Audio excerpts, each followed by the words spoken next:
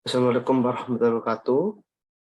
Kami dari kelompok 2 akan mempresentasikan hasil ulasan jurnal penelitian yang berjudul menilai Airbnb sebagai inovasi yang relatif mengganggu terhadap hotel, pergantian dan harapan kinerja komparatif.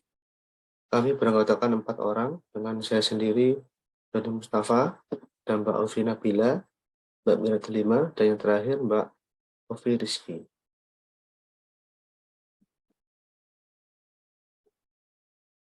Pendahuluan.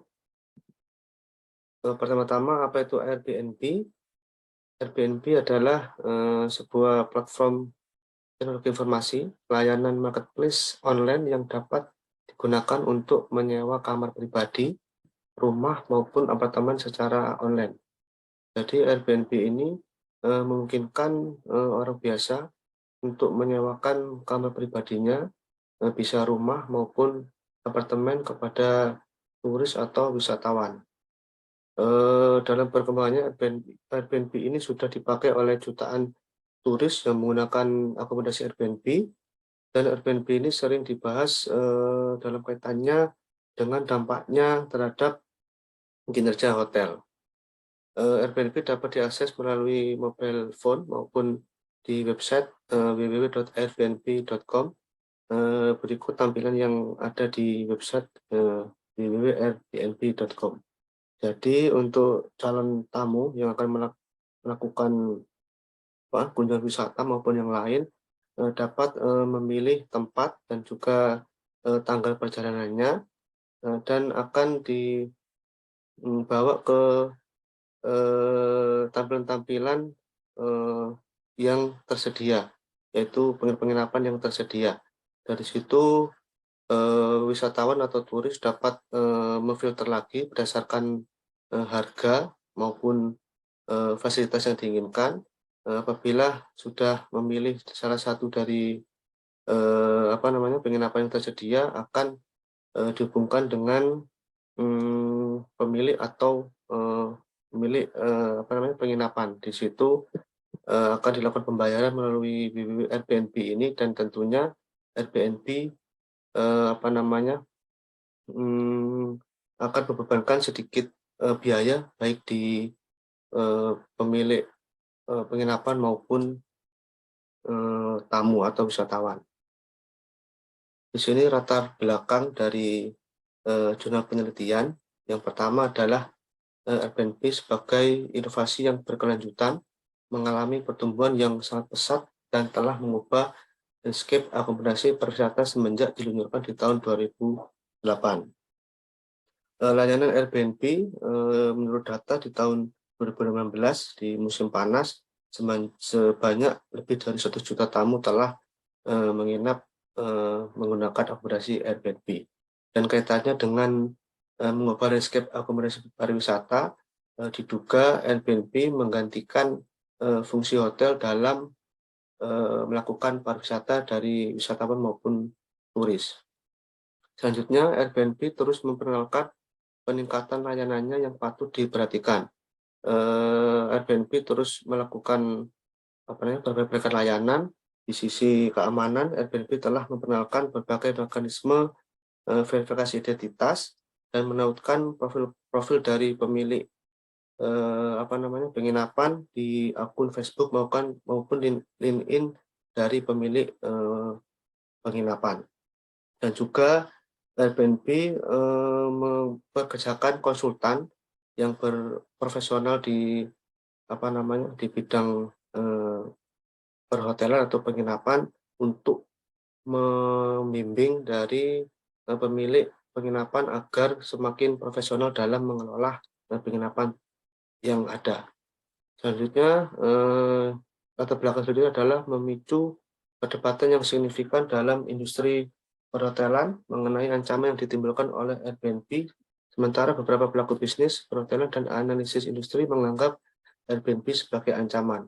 Hal ini kaitannya dengan Airbnb yang diduga sebagai inovasi yang mengganggu terhadap kinerja hotel. Jadi dari latar belakang yang saya utarakan di atas, Penelitian ini bertujuan dari sisi penawaran atau dari sisi penyedia jasa, di mana mengkaji potensi Airbnb dalam mempengaruhi kinerja hotel. Sedangkan dari sisi permintaan atau demand, membandingkan harapan kinerja layanan pelanggan Airbnb dengan hotel untuk lebih memahami kekuatan dan kelemahan Airbnb itu sendiri. Dan yang terakhir adalah memberikan wawasan empiris tentang status Airbnb sebagai inovasi yang mengganggu terhadap kinerja hotel. Selanjutnya dari tinjauan literatur, di sini bisa dijelaskan yang pertama tinjauan literatur dari dampak Airbnb terhadap hotel. Dari literatur yang ada, ini merupakan penelitian yang pernah dilakukan, pertama oleh Servas et al. Tahun 2015, di mana ada hubungannya, khususnya di hotel di Texas, mengenai volume Airbnb dengan peningkatan 10% dalam volume Airbnb berhubungan dengan penurunan 0,37% pendapatan kamar hotel di Texas. Selanjutnya, penelitian atau riset dari firma riset pariwisata HVS tahun 2015 bahwa data dalam 12 bulan di bulan September 2014 sampai dengan Agustus 2015 bahwa Airbnb menyebabkan kerugian langsung sebesar $551 juta untuk hotel-hotel di kota New York. Selanjutnya, menurut Land dan Woodward tahun 2016, Airbnb mempengaruhi pertumbuhan yang sangat kecil, yaitu 1,4% dari permintaan hotel di Amerika Serikat, dan memiliki pengaruh yang lebih signifikan di kota-kota besar di Amerika Serikat. Selanjutnya dari perusahaan pelacak kinerja hotel STR, dari studinya menghasilkan yang sebaliknya dari penelitian 3 di atas, yaitu dengan membandingkan hanya satu hotel saja di hotel yang bernama Hotel Manhattan dan data Airbnb bahwa tidak menemukan bukti bahwa Airbnb mempengaruhi pelanggan hotel dan tidak mempengaruhi harga hotel Manhattan di waktu musim puncak. Selanjutnya di sisi permintaan atau demand, penelitian dari Nowak DKK tahun 2014 bahwa studi ini menyimpulkan Airbnb sebagai alternatif dalam menggantikan hotel dan dengan respon rata sebesar 42%, serta menyatakan sekitar 30% tamu Airbnb yang sudah menikmati layanan Airbnb tidak akan mengunjungi suatu tujuan tertentu apabila di tujuan tersebut tidak ada layanan Airbnb. Selanjutnya, literasi mengenai pilihan akomodasi Airbnb dan pilihan akomodasi dari hotel. Di sini ada penelitian dari Lu and Choi tahun 2000 dan juga seterusnya, bahwa pemilihan akomodasi hotel mengungkapkan ada atribut-atribut dalam mempengaruhi seseorang dalam memilih akomodasi hotel. Yang pertama yaitu atribut utama seperti kebersihan, lokasi, reputasi, harga, kualitas layanan, kenyamanan, dan keamanan, serta atribut sekunder yaitu kualitas restoran, fasilitas kebugaran, fasilitas parkir, dan prosedur check-in dan check-out. Penelitian selanjutnya, menurut Gersel and Yu tahun 2008, atribut tambahan yang mendukung dari penelitian di atas yaitu mengungkapkan bahwa dalam memutuskan memilih hotel yaitu dengan melihat ulasan-ulasan online dari pengunjung sebelumnya. Dan yang 3 terakhir di sini adalah pilihan akomodasi Airbnb yang mempengaruhi berdasarkan penelitian dari Godentech, Lucia Dia, dan Nowak et al. Langsung saya simpulkan bahwa dalam memilih Airbnb, yang menjadi pengaruh adalah harga yang lebih murah, lokasi, pengalaman otentik, terdapat dapur sendiri yang bisa memasak sendiri, dan keunikan dari unit yang ditawarkan oleh Airbnb. Selanjutnya, literasi mengenai inovasi yang mengganggu. Menurut Christensen dan Reynor, inovasi yang mengganggu adalah inovasi produk atau layanan baru yang menggantikan ide bisnis lama yang bertujuan untuk membuat produk lebih terjangkau dan lebih mudah diakses oleh masyarakat pada segmen tertentu. Jadi sebenarnya inovasi yang mengganggu ini bermutu rendah dibandingkan dengan produk yang sudah ada. Tapi seiring dengan alternatif yang ditawarkan oleh inovasi yang mengganggu ini seperti harga yang lebih murah, lebih kecil maupun lebih nyaman, sehingga dapat menggantikan dari produk yang sudah ada. Dan kaitannya dengan Airbnb terhadap hotel, pendapat dari Butentek yang tahun 2015 bahwa konsep inovasi yang mengganggu berlaku untuk Airbnb terhadap hotel karena Airbnb menawarkan keuntungan alternatif yaitu penghematan ekonomi, keaslian, dan keunikan. Selanjutnya dari metode penelitian akan disampaikan oleh Mbak Ovi Rizky Parani. Silakan Mbak. Ya, terima kasih Pak Doni. Kemudian metode akan saya lanjutkan untuk paper review. Monggo.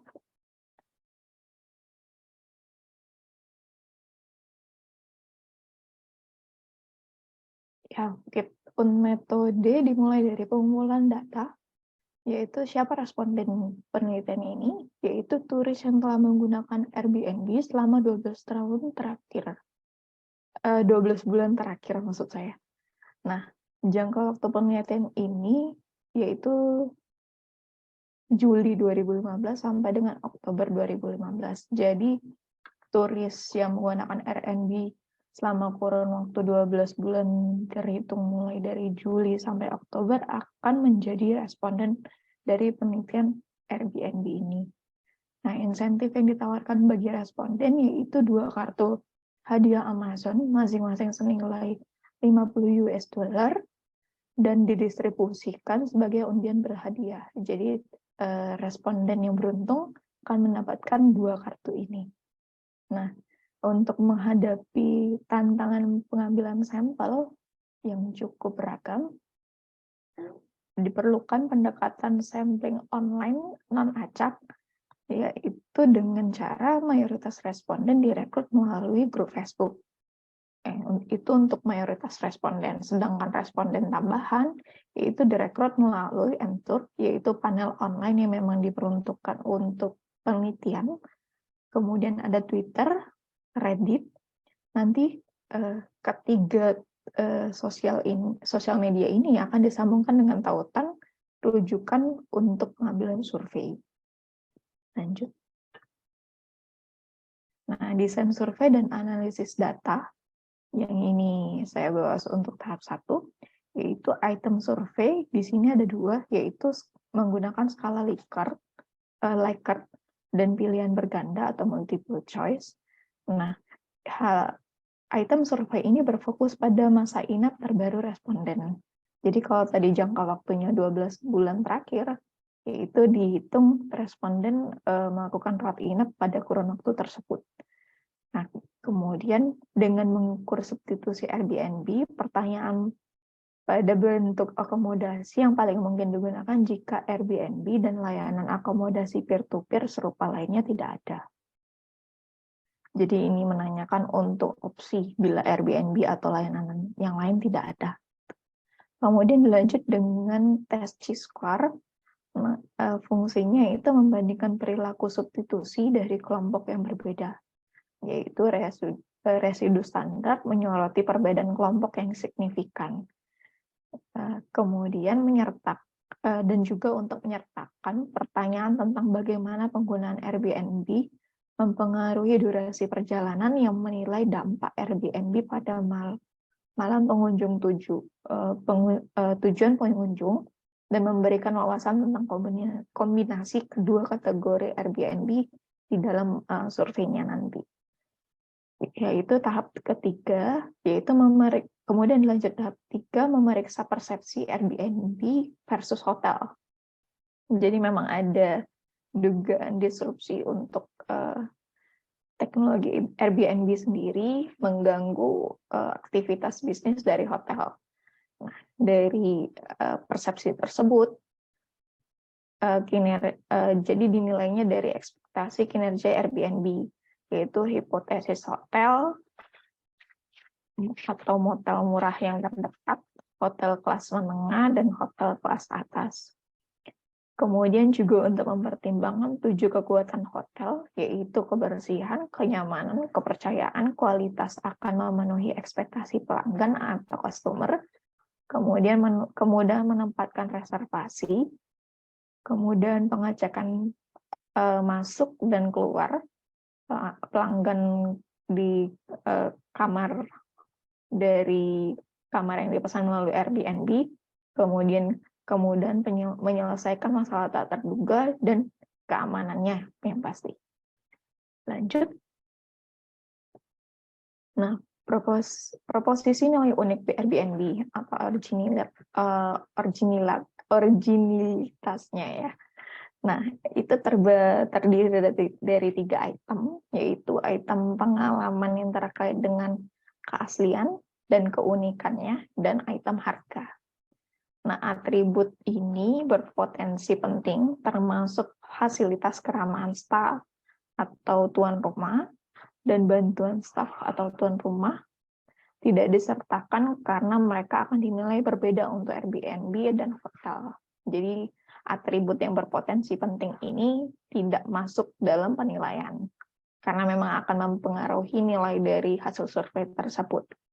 Nah, kemudian dilanjutkan dengan pengukuran Likert dengan tahap 6 poin, yaitu 6 tingkatan. Nah, untuk item pengalaman keaslian dan keunikan itu diklasifikasikan dari sangat buruk hingga sangat baik. Nah, berbeda halnya dengan untuk item harga yang diukur dengan skala mulai dari sangat rendah sampai dengan sangat tinggi. Penilaian ini dimaksud untuk menggali persepsi konsumen tentang Airbnb karena persepsi tersebut menentukan keputusan konsumen dalam mengambil keputusan untuk pemesanan. Nah, yang terakhir itu uji T berpasangan. Mengapa? Fungsinya untuk mengetahui ekspektasi kinerja komparatif Airbnb dan kelas hotel yang berbeda. Lanjut. Nah, kemudian penilaian penerapan konsep inovasi yang mengganggu dari Airbnb berdasarkan analisis substitusi dan analisis ekspektasi kinerja. Pertama, karena proses gangguan pada dasarnya merupakan salah satu substitusi, penggunaan Airbnb sebagai pengganti kelas hotel tertentu memberikan indikasi apakah proses tersebut benar terjadi. Kedua, karena inovasi yang mengganggu berkinerja buruk di sepanjang atribut tradisional, tetapi memperkenalkan proposisi nilai baru, ekspektasi kinerja Airbnb relatif terhadap hotel menunjukkan konsistensinya dengan gagasan inovasi yang memang mengganggu. Nah, berikutnya, analisis ini mewakili upaya pertama. Jadi hasil penelitian ini mewakili upaya pertama untuk menilai status produk sebagai inovasi yang mengganggu dengan menggunakan perilaku konsumen dan evaluasi kinerja dari atribut suatu produk. Lanjut. Nah, selanjutnya akan disambung oleh Mbak Ovi untuk hasilnya. Baik, sekarang kita sudah masuk ke hasilnya. Lanjut. Untuk jumlah sampel yang dikumpulkan ini adalah sejumlah 842 responden dengan beberapa bidang yang berbeda, di mana di sisi kanan bisa kita lihat bahwa ada hasil survei terhadap sampel. Ada beberapa pertanyaan di sini dengan persenan orang yang memilih dan juga beberapa orang yang memilih, dan didapatkanlah kesimpulan bahwa 64,8% responden menggunakan Airbnb itu sebagai pengganti hotel, dan 26,5% responden memilih Airbnb membuat mereka menghabiskan lebih banyak malam. Lalu masuk ke harapan pelanggan, di mana responden mengharapkan Airbnb ini secara signifikan mengungguli hotel kelas menengah sehubungan dengan keunggulan Airbnb, yaitu memiliki keaslian, keunikan, dan harga, dan beberapa keunggulan hotel yang diharapkan, yaitu kebersihan, kenyamanan, dan keyakinan bahwa keseluruhan kualitas akan memenuhi ekspektasi. Lanjut.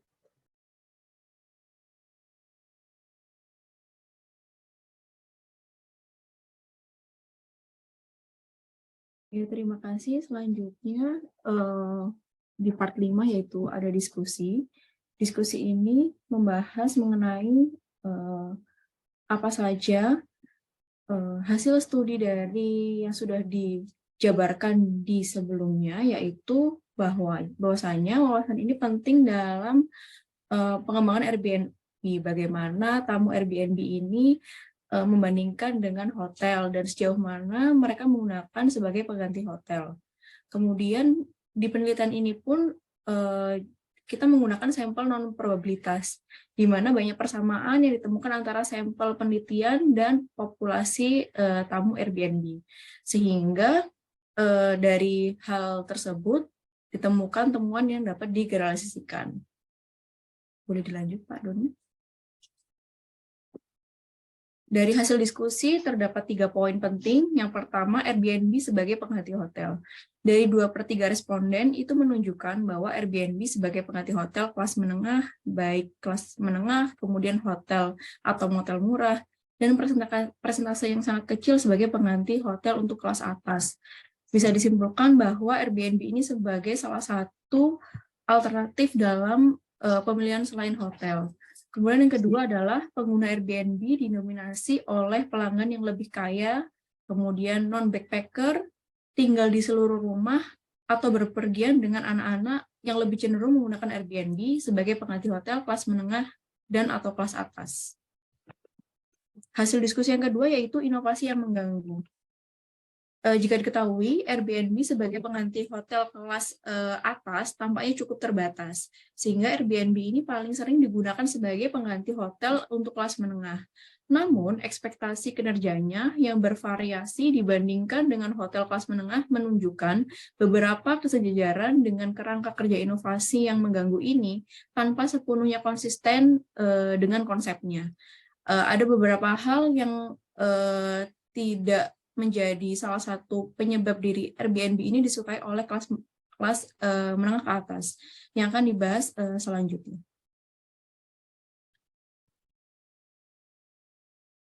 Jika dilihat dari hasil survei, ini salah satu rangkuman dari harapan kinerja Airbnb dibandingkan antara hotel kelas rendah, menengah, dan tinggi. Nah, di sini sudah digambarkan dan diplotkan untuk poin yang lebih unggul dibandingkan dengan atribut-atribut lain itu akan digambarkan dengan poin yang berwarna ungu dan berwarna hijau. Untuk ungu ini adalah poin-poin yang lebih unggul untuk Airbnb dan yang warna hijau adalah poin-poin yang lebih unggul untuk hotel atau motel. Boleh next Pak Doni. Untuk yang selanjutnya adalah ekspektasi kinerja Airbnb dan hotel. Untuk poin pertama, kebersihan dan keamanan. Untuk kebersihan dan keamanan ini di Airbnb secara signifikan mengungguli hotel atau motel yang beranggaran rendah. Untuk hotel kelas atas yang berkinerja sangat buruk dan diharapkan memiliki lebih hasil yang beragam dibandingkan hotel kelas atas dan menengah. Jika diketahui, kebersihan dan keamanan ini lebih unggul untuk beberapa tingkatan kelas signifikasi hotel, yaitu lebih unggul dari hotel rendah, kelas atas yang benar sangat buruk, dan hotel kelas menengah. Kemudian yang kedua adalah pengalaman dan harga rendah di Airbnb diharapkan mengungguli ketiga kelas hotel secara signifikan. Selanjutnya adalah persepsi kualitas akomodasi Airbnb mengungguli hotel atau motel yang beranggaran rendah hampir secara keseluruhan, dan mengungguli hotel kelas menengah untuk banyak atribut, terutama untuk pencapaian penting dalam akomodasi yang dikelola oleh orang biasa. Dan yang terakhir adalah kemudahan check-in, check-out. Ini merupakan salah satu kendala di Airbnb karena Airbnb ini masih kesulitan dalam melakukan check-in atau check-out pada saat pemesan ingin melakukan pemesanan kamar. Sedangkan untuk hotel, mereka memang sudah memiliki sistem check-in, check-out yang jelas. Selanjutnya, untuk kesimpulan akan dijelaskan oleh Mbak Ovi. Ya, terima kasih. Sekarang kita sudah masuk ke bagian terakhir, yaitu bagian kesimpulan. Silakan, Pak. di mana didapatkanlah kesimpulan bahwa tamu R&B itu cenderung memiliki ekspektasi yang cukup tinggi terhadap layanan. Penelitian ini bermanfaat untuk mencapai pemahaman yang lebih lengkap mengenai proses pemilihan R&B dibandingkan dengan hotel. Contohnya, tidak jelas apakah tamu R&B cenderung menyelidiki dengan serius dan mempertimbangkan pilihan hotel sebelum memilih R&B. Penelitian longitudinal yang melacak pola pergantian tamu Airbnb dari waktu ke waktu juga terbukti berguna, karena akan menunjukkan apakah Airbnb semakin banyak digunakan sebagai pengganti jenis akomodasi tertentu. Selain itu, menarik untuk membandingkan ekspektasi kinerja hotel tamu Airbnb dengan ekspektasi kinerja tamu hotel. Akan berguna juga untuk menilai ekspektasi kinerja Airbnb dari wisatawan yang mempertimbangkan Airbnb, tetapi akhirnya memilih akomodasi yang berbeda. Akhirnya studi ini memperkenalkan pendekatan umum dapat diterapkan inovasi baru secara nyata di bidang pariwisata.